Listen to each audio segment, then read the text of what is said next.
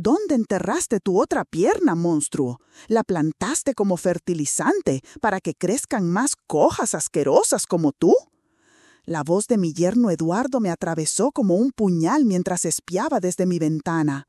Esperanza, mi querida jardinera, cayó al suelo cuando él la empujó brutalmente, su prótesis rodando lejos de su alcance. «Señor, por favor, solo estaba regando las plantas», murmuró Esperanza, tratando de arrastrar su cuerpo hacia donde había caído su pierna ortopédica. «No toques esa cosa inmunda, quiero ver tu muñón podrido». Eduardo pisó la prótesis deliberadamente, quebrando parte del mecanismo. «A ver si tienes gusanos ahí adentro, fenómeno». Mi corazón se detuvo. En mis 68 años jamás había presenciado tal crueldad. Eduardo agarró a Esperanza del cabello y la obligó a sentarse contra la pared de ladrillos, exponiendo su muñón. Ella trató de cubrirse con las manos, pero él se las apartó con violencia. Antes de continuar con esta historia emocionante, suscríbete al canal y deja en los comentarios de dónde estás viendo.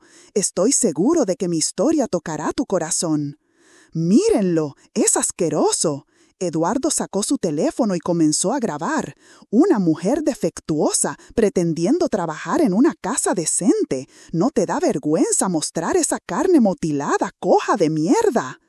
Esperanza sollozaba mientras trataba de esconderse de la cámara. «Por favor, no grabe. Mis hijos pueden ver esto».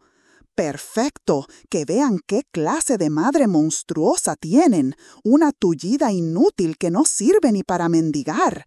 Eduardo acercó más el teléfono a su rostro devastado. «Di que eres un error de la naturaleza. ¡Grítalo!». «No», susurró Esperanza. Eduardo la abofeteó con tal fuerza que el sonido resonó por todo el jardín. «Cuando yo hablo, tú obedeces, pedazo de basura. Ahora vas a limpiar todo mi jardín, arrastrándote como la serpiente que eres». La obligó a ponerse boca abajo y comenzar a arrastrarse por el concreto áspero. Su muñón se raspaba contra las piedras filosas, dejando manchas de sangre. Eduardo reía como un demente, siguiéndola con la cámara. «Más rápido, coja, pareces un perro rabioso», le gritaba mientras ella gemía de dolor. En ese momento, algo dentro de mí se quebró para siempre. Esta mujer noble había perdido su pierna salvando a una compañera de la fábrica textil. Había criado sola a 3 hijos, siempre con dignidad y esperanza. Y mi yerno la estaba destrozando como si fuera un objeto. Mientras veía las lágrimas de Esperanza mezclarse con su sangre sobre el concreto, juré que Eduardo pagaría muy caro por cada segundo de esta tortura inhumana. Cuando Eduardo finalmente se cansó de su juego sádico, dejó a Esperanza tirada en el suelo como un trapo desechado. Ella temblaba de dolor y humillación, tratando inútilmente de alcanzar su prótesis rota. Sus manos estaban despellejadas, su muñón sangraba y su espíritu parecía completamente destrozado. «¿Sabes qué, fenómeno? Esto apenas comienza», dijo Eduardo, guardando su teléfono con satisfacción. «Mañana vas a venir a limpiar todos mis baños con tu propia lengua y después vas a rogar por las monedas que yo decida tirarte». Esperanza no respondió. Simplemente siguió llorando en silencio, abrazándose a sí misma como una niña asustada. Eduardo pateó los pedazos rotos de la prótesis hacia ella. «Toma tu basura. Y no se te ocurra ir a comprar otra, porque yo me voy a encargar de romperla cada vez que la vea». Se dirigió hacia la casa, pero se detuvo en la puerta.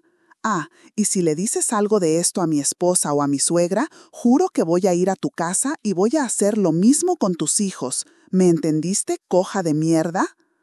Esperanza asintió débilmente, demasiado aterrorizada para hablar. Eduardo entró a la casa silbando, como si acabara de completar una tarea rutinaria.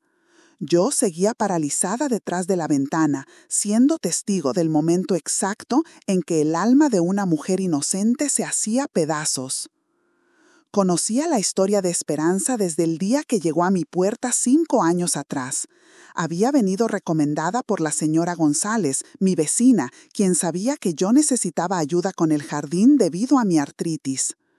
Es una mujer muy trabajadora, doña Carmen. Perdió la pierna en un accidente laboral, pero no se deje engañar, tiene manos mágicas para las plantas. Y así era. Esperanza había transformado mi jardín marchito en un paraíso de colores y aromas. Nunca se quejaba, nunca pedía más dinero del acordado y siempre tenía una palabra amable para todos en la casa.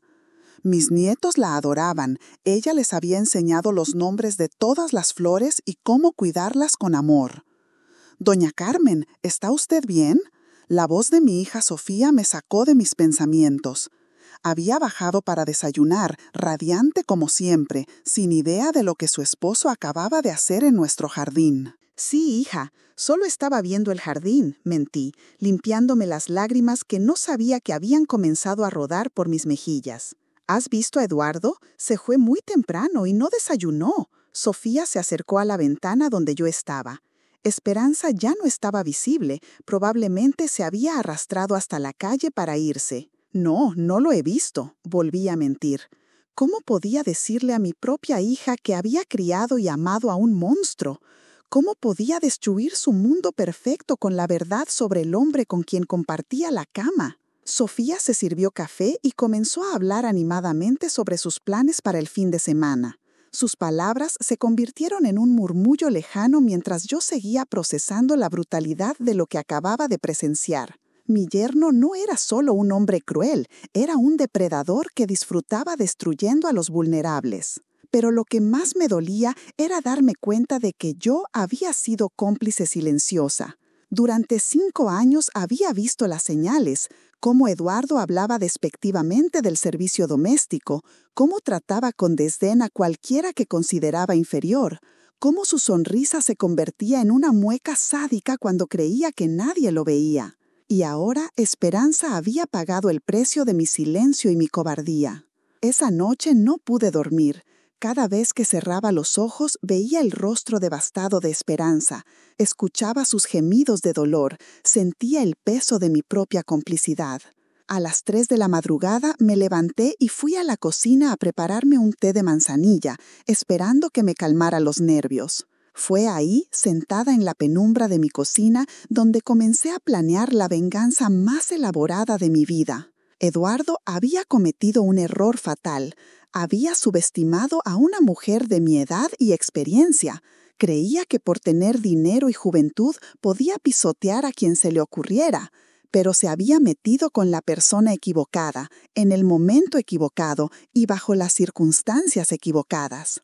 Mi difunto esposo, que en paz descanse, había sido contador público durante 40 años. De él aprendí que la información es poder y que los hombres poderosos siempre tienen secretos que prefieren mantener ocultos. Eduardo no sería la excepción. Al día siguiente, mientras él estaba en la oficina y Sofía había salido de compras, me dirigí a su estudio.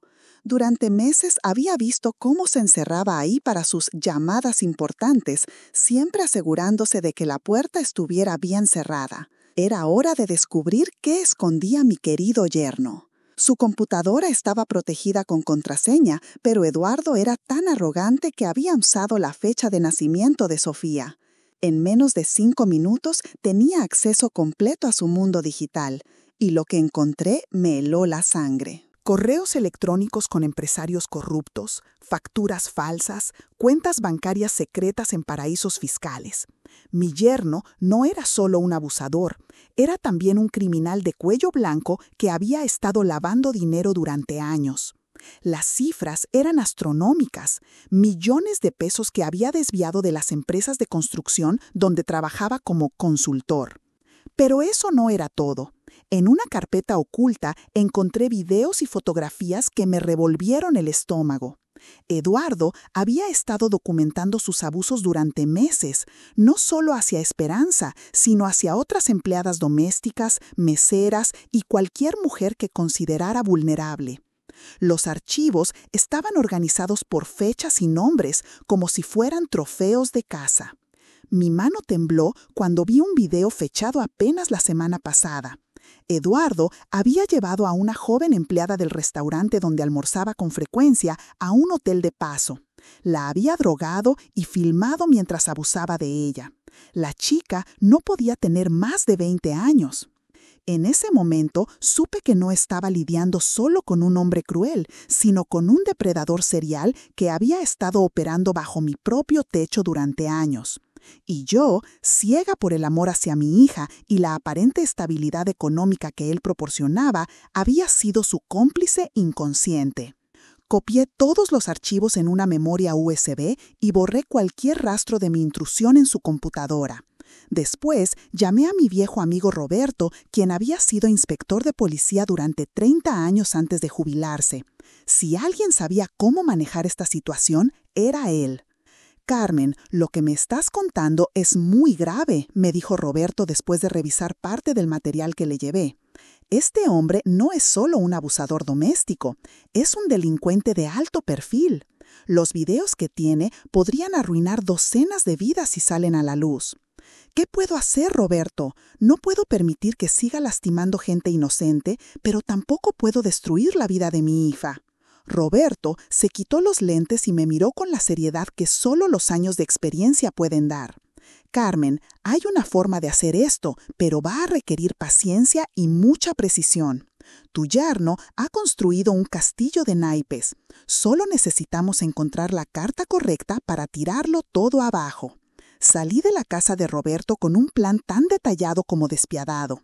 Eduardo había sembrado vientos de crueldad durante años. Era hora de que cosechara la tempestad. Los siguientes días fueron una actuación digna de un Oscar. Tuve que fingir normalidad frente a Eduardo, sonreír cuando me saludaba, prepararle el desayuno como si nada hubiera cambiado. Pero por dentro, cada fibra de mi ser ardía con la necesidad de justicia. Mi primera movida fue discreta pero efectiva. Contacté a Esperanza a través de la señora González.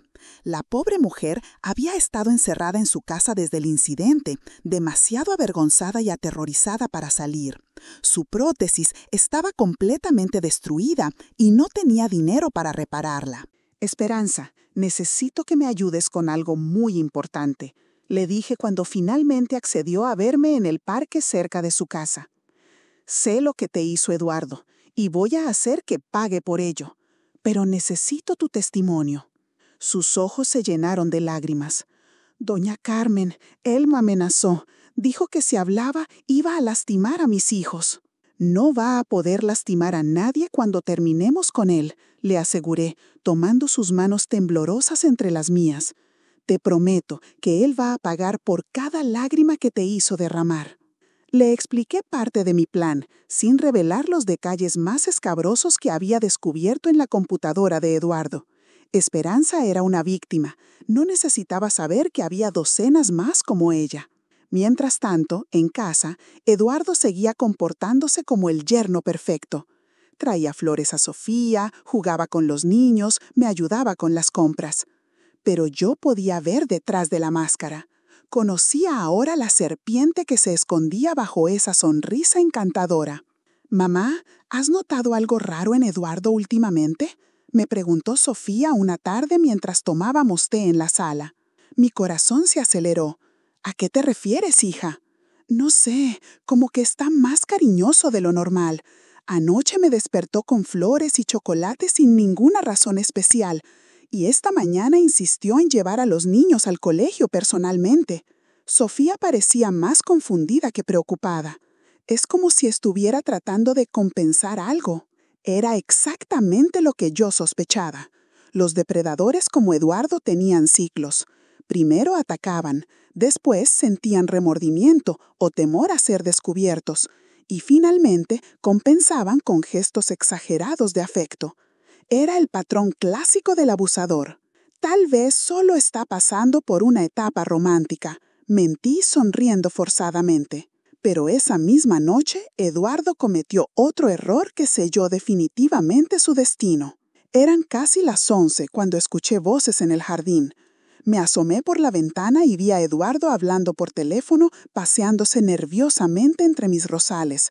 Su voz estaba tensa, ansiosa. No, no puedes hacer eso ahora. Ya te dije que tengo la situación bajo control. Hubo una pausa larga. ¿Qué carajo quieres decir con que alguien está haciendo preguntas? ¿Qué tipo de preguntas? Otra pausa, más larga esta vez. Eduardo se veía cada vez más agitado. Escúchame bien, pendejo. Si alguien viene preguntando por los proyectos de Guadalajara, tú no sabes nada. ¿Me entiendes? Nada. Y si abres la boca, te juro que te voy a hundir más profundo que la mierda. Guadalajara. Recordé haber visto varios archivos relacionados con proyectos de construcción en esa ciudad, contratos millonarios que habían sido manipulados, materiales de baja calidad facturados como premium, inspecciones compradas.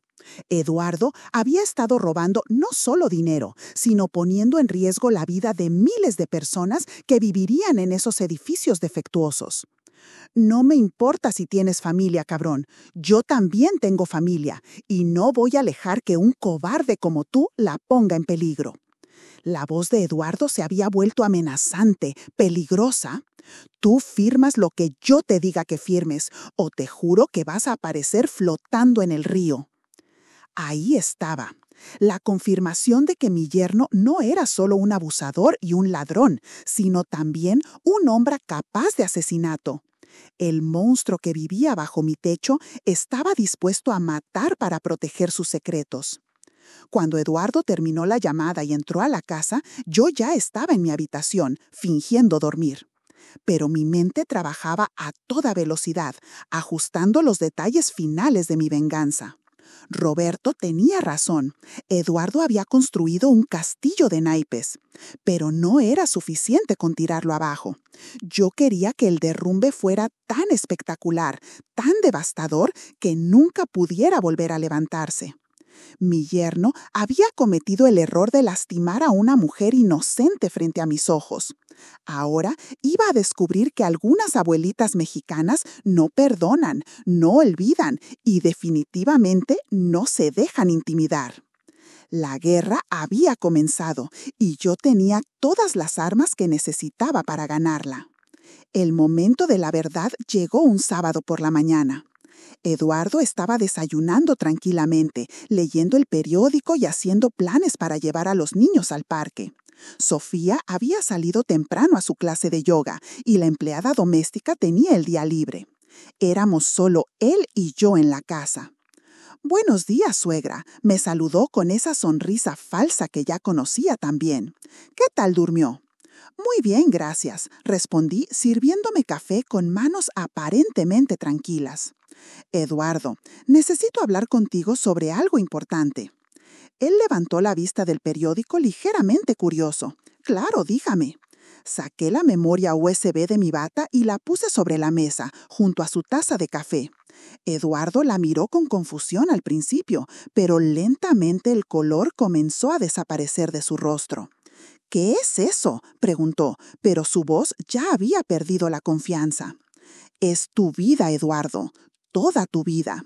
Los correos con tus socios corruptos, las cuentas bancarias secretas, los contratos falsificados, el lavado de dinero». Hice una pausa deliberada viendo cómo el pánico crecía en sus ojos. «Y por supuesto, todos tus videos, especialmente el de Esperanza». Eduardo se puso de pie tan bruscamente que tiró la silla.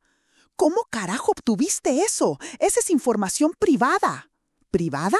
Me levanté también, pero mi voz se mantuvo calmada, controlada. ¿Llamas privado a grabar mientras torturas a una mujer inocente? ¿Llamas privado a drogar y violar a una niña de 20 años en un hotel de paso? La máscara de Eduardo cayó completamente. Ya no era el yerno encantador, el empresario exitoso, el padre de familia ejemplar.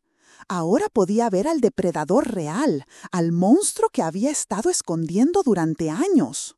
«Escúcheme bien, vieja de mierda». Su voz se había vuelto peligrosa, amenazante. «Usted no sabe con quién se está metiendo. Yo tengo conexiones que pueden hacer que usted y toda su familia desaparezcan sin dejar rastro». «¿Cómo hiciste desaparecer al inspector de obras de Guadalajara?», le pregunté con toda tranquilidad. Ah, sí, olvidaba que escuché tu conversación telefónica anoche. Muy profesional, por cierto. Va a aparecer flotando en el río. Fue una amenaza particularmente elegante.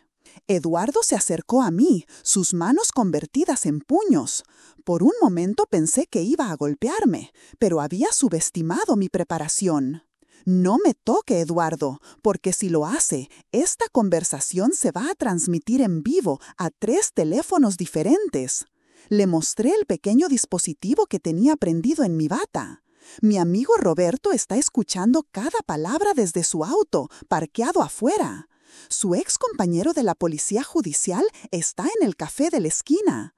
Y el periodista de investigación está en su oficina, esperando mi señal. Eduardo se detuvo en seco. ¿Qué carajo quiere? Justicia, respondí simplemente. Pero no la justicia lenta e incierta de los tribunales. La justicia inmediata, contundente, definitiva. Fui hacia la sala y regresé con una carpeta que había preparado cuidadosamente. Dentro estaban copias de todos los documentos más comprometedores, fotografías de las víctimas y un análisis detallado de sus crímenes preparado por Roberto. Esto va a llegar hoy mismo a la Procuraduría General de Justicia, a la Comisión Nacional de Derechos Humanos y a los medios de comunicación más importantes del país. Le entregué la carpeta. A menos que...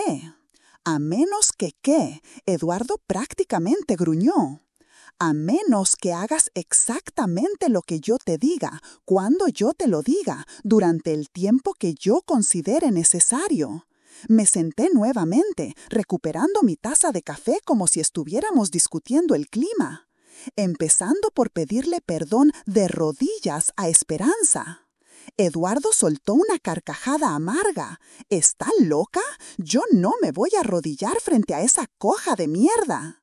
Entonces, espero que tengas una buena explicación para darle a Sofía cuando aparezca tu foto en primera plana del periódico mañana por la mañana.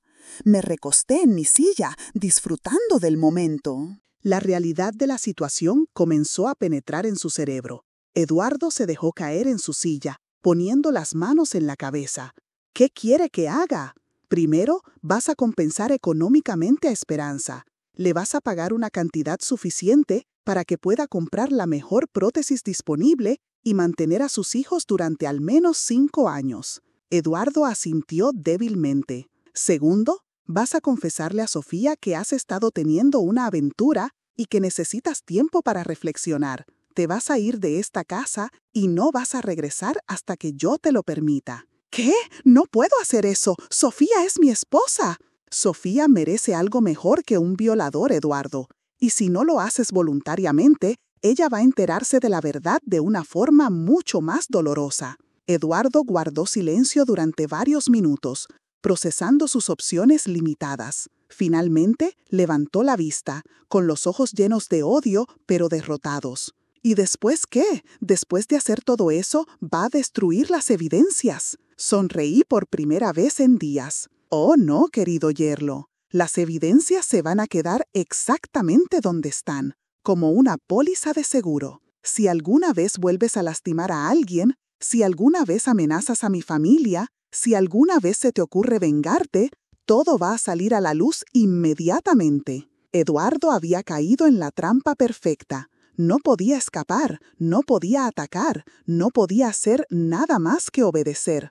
Había subestimado a una abuela mexicana de 68 años y ahora iba a pagar las consecuencias por el resto de su vida. Bienvenido a tu nueva realidad, Eduardo. Espero que la disfrutes.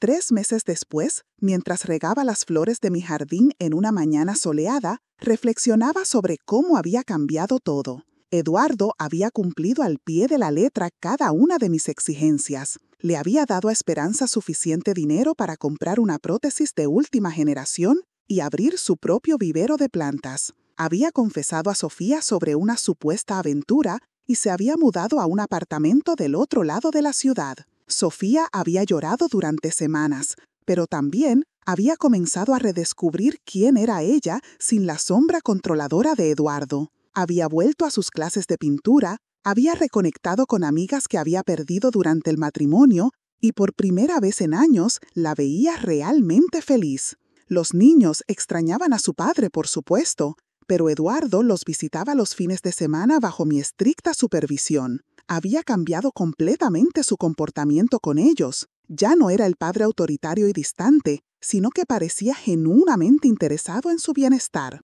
Doña Carmen, las begonias están hermosas este año, me dijo Esperanza mientras plantaba nuevos rosales en la parte trasera del jardín.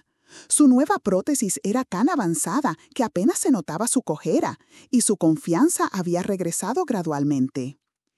Es porque las cuida alguien que las ama de verdad, le respondí, sonriendo mientras ella se sonrojaba ligeramente. Esperanza había decidido no presentar cargos penales contra Eduardo, no por miedo, sino porque había encontrado una forma mejor de sanar, construyendo algo positivo con su vida en lugar de quedarse atrapada en el pasado.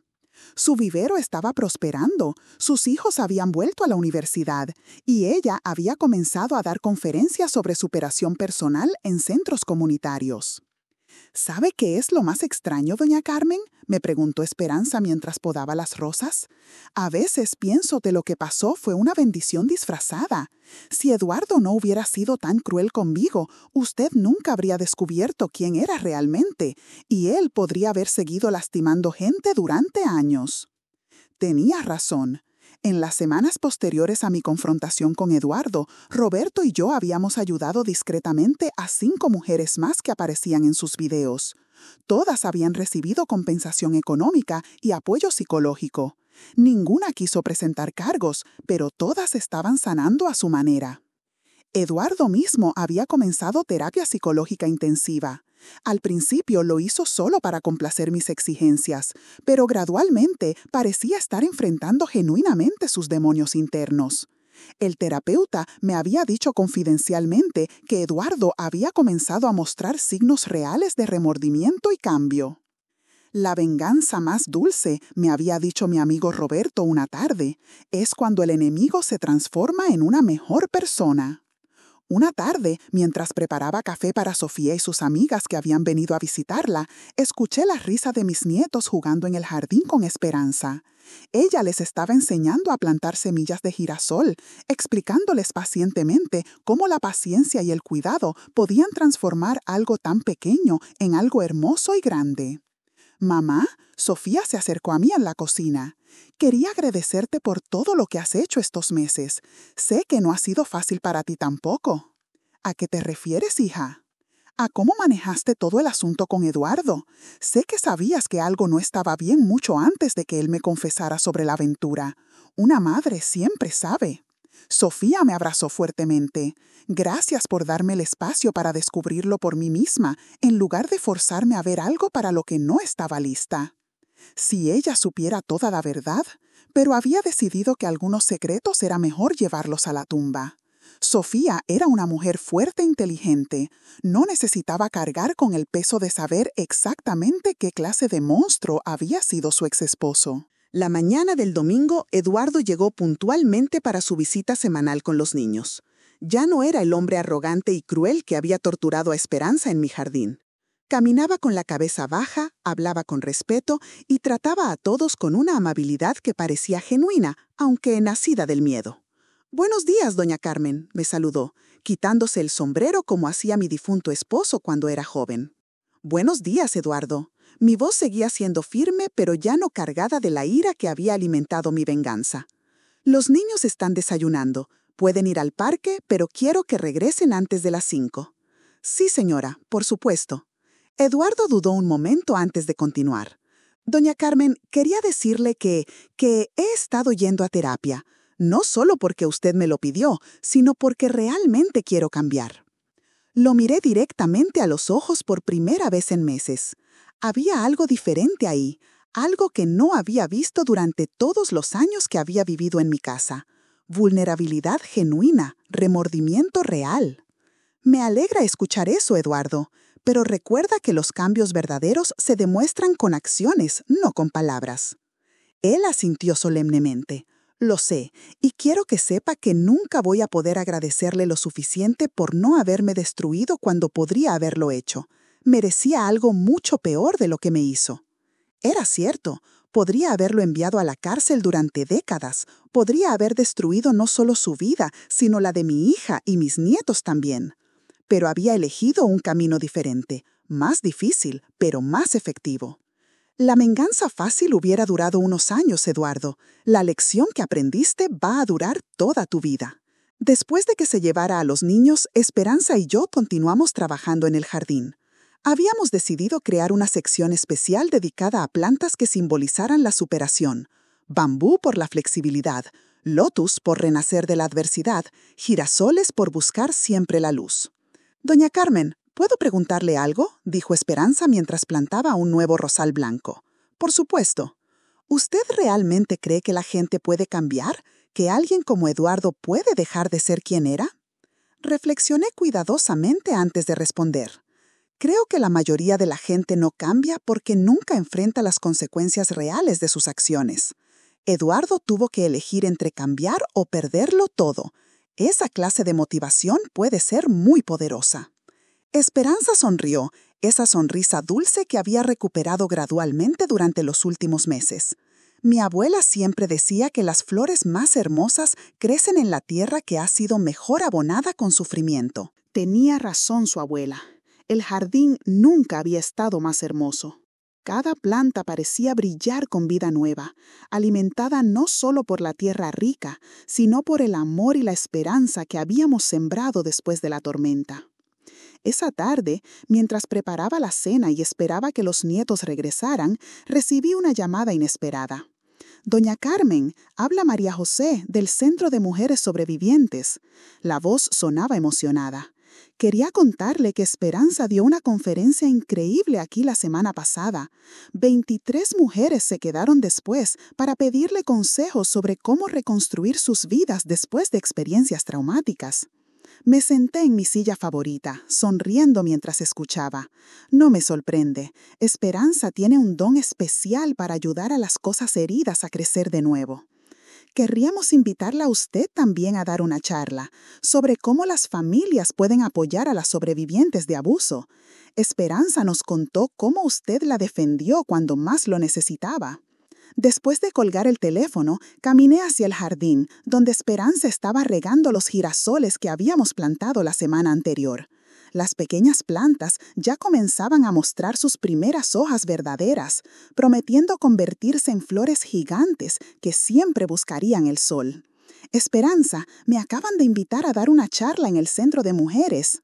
Ella se enderezó, limpiándose las manos en el delantal. «¿Va a aceptar?» «Creo que sí, pero solo si vienes conmigo. Creo que juntas podemos ayudar a más mujeres de las que podríamos ayudar por separado». Esa noche, sentada en mi mecedora favorita en el portal, viendo las estrellas y escuchando el sonido suave de la fuente que Esperanza había instalado en el centro del jardín, me sentí en paz por primera vez en meses.